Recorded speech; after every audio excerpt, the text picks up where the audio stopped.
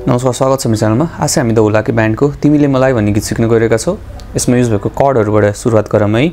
जी major 7, युकुलेलीमा जी major 7 भनेको चाहिँ तपाईहरु डी मेजर कर्डलाई एक स्टेप तल सार्ने है, एउटा स्ट्रिङ तल जानु होला।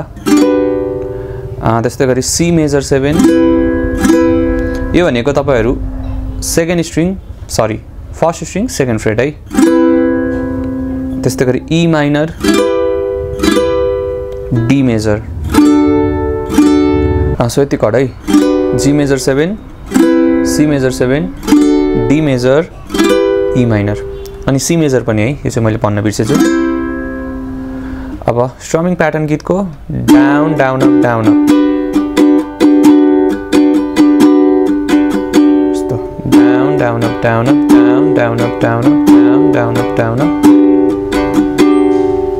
अब अगाडिको भर्समा चाहिँ तपाईहरु जी मेजर 7 र सी मेजर 7 जाने है, अनि सेकेन्ड चोटी रिपिट गर्दाखेरि चाहिँ डी मा च्याप्प रोक्दिने है। मतलब कसैको गालोमा चौकी बिर्सिसक्यो कि मलाई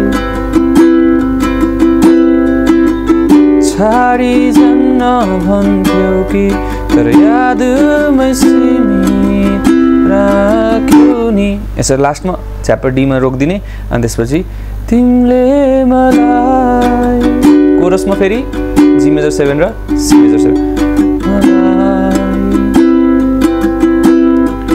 तिमीले मलाई यसरी जाने है त।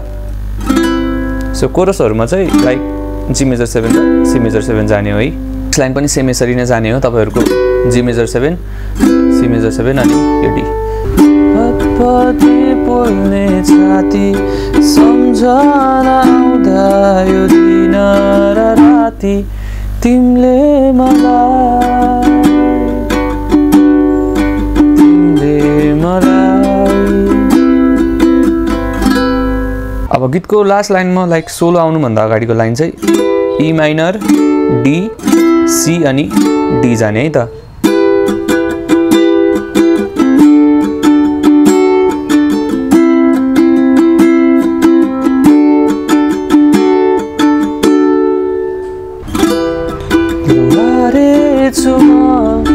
तिम्रै अघि